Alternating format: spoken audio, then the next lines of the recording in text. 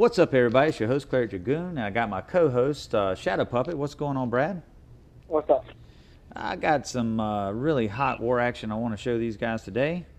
It's against a level 10 clan called Legion Maya, and we will go to their bottom 10, and we'll take a look at this attack by Bokal, aka Tran Quang. If you will, Brad, go to number 6. And let me know when you get there, and we'll start it in 3, 2, 1, go. And you can see he's got a shattered. What do you call this attack, Brad? I mean, I'm not familiar.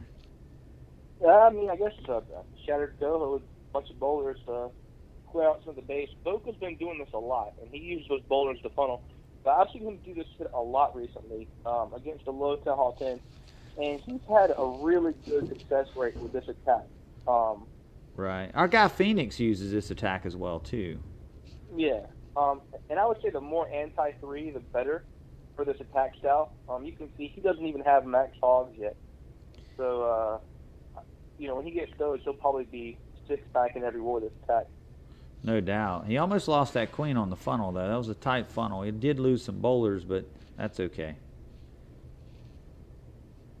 And looks like that rage in the core is going to get him some big dividends right here out of his bowlers. Oh, yeah. He basically, at this point, the base is already wrecked. I mean, it's a pretty light base, but, you consider you have a guy with non-max hogs. Obviously, it's not an anti-3 star. It's a very standard, kind of what you see in a random spin.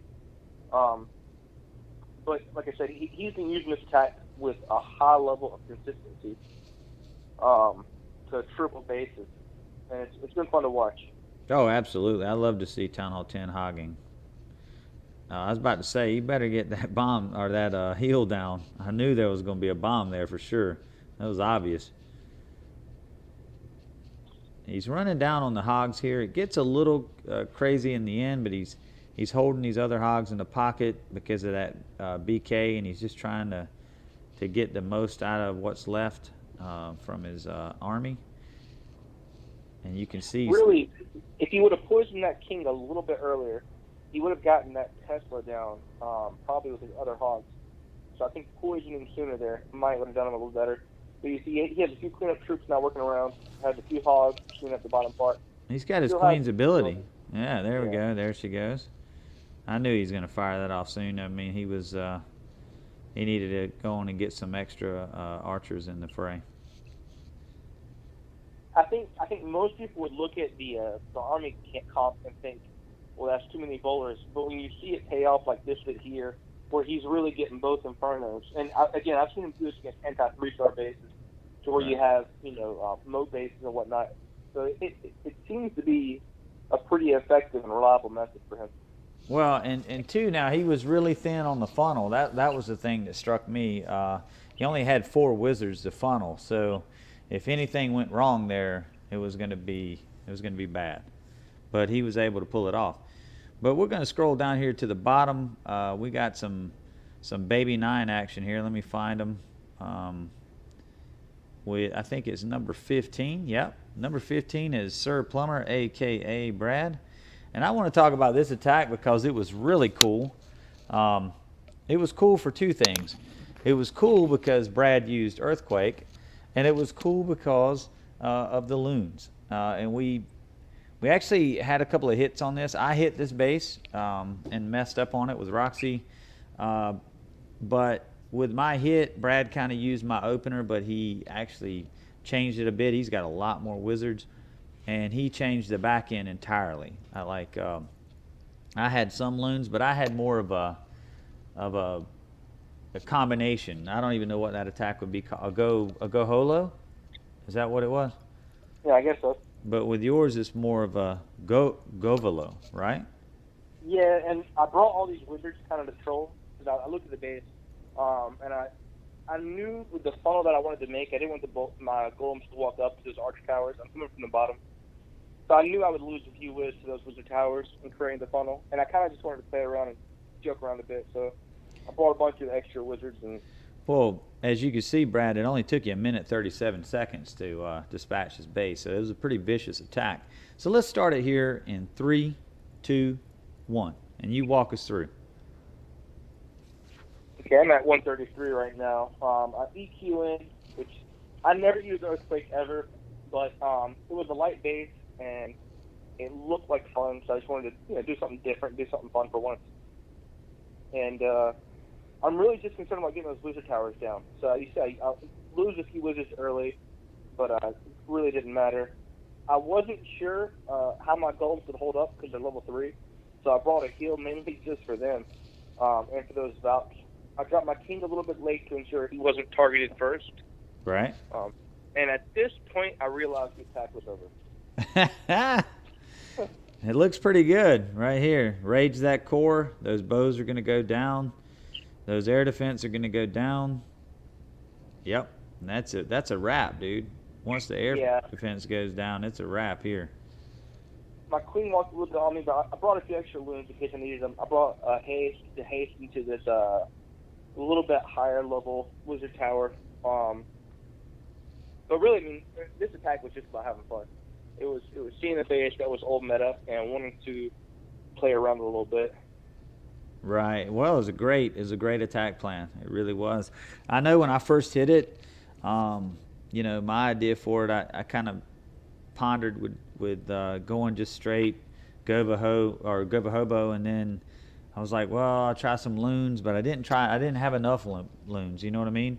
So my attack floundered, and it just didn't work out. But I tell you what, that was a sweet attack, man. I really like the thought process on that. Yeah, it was fun. Well, let's go to 14, and this is me on my mini, and I've got a Go Hobo, and I've done this for Brad. I've got a jump spell instead of Earthquake, so we both went the opposite direction of our normal attacks on those two attacks. You went EQ, I went jump. So let's start it in 3, 2, 1, go. And I'm going to start over here on the EQ side. This is obviously a Galatrap base, if you're familiar with this old meta base. I'm just going to spread out, and wall break into the top of that diamond. I've got 3 heals, as you can see, and those heals are for each quadrant of the base that my kill squad is not going to be in. So my hogs will have 3 heals to make it through the whole base. And right now I'm just trying to get the queen down and get the CC down. And if I do that with my kill squad, to me it's over. So that's all I'm trying to do here. Unfortunately, this lava hound I did not poison. I don't know, I must have had a brain fart here because I did not poison the lava hound. That would have got rid of those pups a lot sooner, but I guess I was concentrating on my hog deployment at this point. And there's my first heal. And right here, Brad, this attack is over, right? You know that right here. Yeah. My big piece of advice is if you're running this base, stop. Yes, stop. You're hurting your clan. Yeah, you are hurting your clan because at this point, I knew it was over. I was tickled because everything worked out. I did miss my queen's ability, I think, but it didn't even matter. It didn't even matter. My hogs got busted up by that bomb, and that's all right. They come back in this heal, and they've got all of this yummy heal and to finish these last few defenses. And I'll just go ahead and speed it up to 4 because it's done.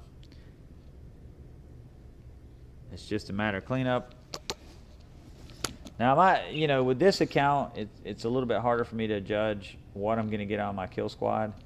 But I got what I needed out of my kill squad. They didn't get the bows down, but they got in there, got the queen, got the CC, and that's all I needed. So let's scroll up to 10. And Brad, you 6-packed this war. And so I wanted to talk about it. And as you can see, this is pretty much a max defense Town Hall 9 right here. Now the heroes are lower, but your heroes are lower. So you had a max defense low hero base to deal with here. And as you can see, it looks like you got a Go Hobo. Yeah, and I was looking at the base. I realized the way the base broke down, I would need 1 heal for the bomb tower area if the kill squad got what I wanted, and maybe 1 heal later in the raid for those wizard towers at the bottom left.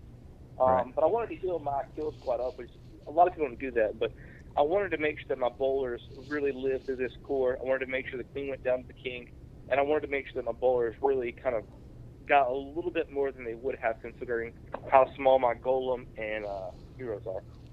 And this guy's got plenty of stuff to anchor to on the outside where you're going in at, which I did see this attack live, so I know which side you're going in. So he kind of made it easy for the funnel for you. Very easy.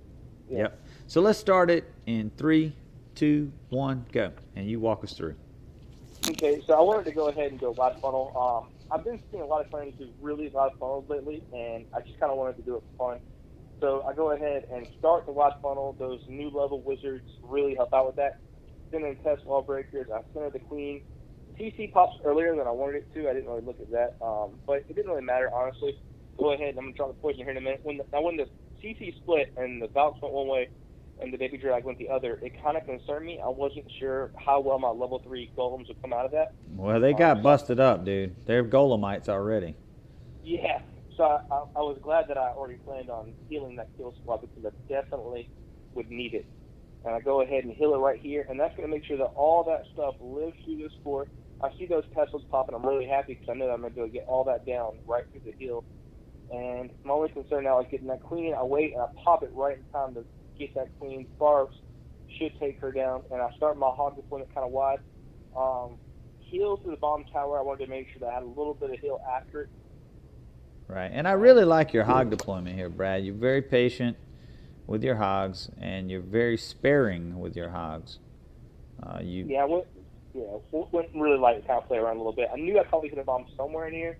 I was kind of surprised it was where it was. I'll go ahead and drop that last kill and the poison on the skeleton traps. And that's perfect. That's perfect. That heal was just perfect, man. And I saved that last hog to tank that wizard tower where the rest of the hogs came there. Yeah, that was, I mean, this is an excellent hit here. Very good. I love the spell placement. You can't say enough about spell placement. That can pretty much end a raid if it's not done correctly. Yeah. And like you said, I think this guy was a little bit too not convinced enough in the current meta. He really allowed for me to take in my bowlers and just walk through the base. You can see at the end I have a ton of hogs left. Queen's ability, didn't even use it. I mean, you really want to get more condensed with your bases at this point. Yeah, with current meta, yeah. But anyway, I mean, we'll take these bases if they don't want to go current meta. We'll dispatch them with post haste. But anyway, I hope you guys enjoyed this war recap with me and Brad, and that's going to do it for us guys, and I'm out of here.